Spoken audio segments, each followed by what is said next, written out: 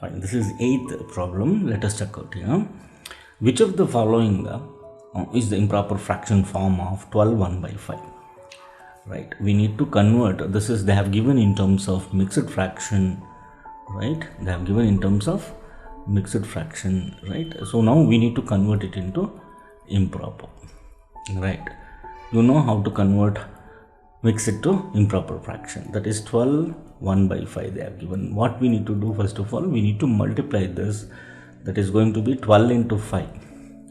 Right. 12 into 5.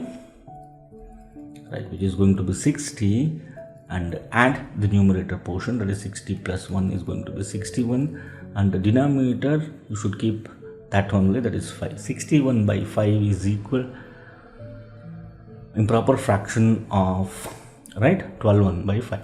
Right, option B is the right one. Right.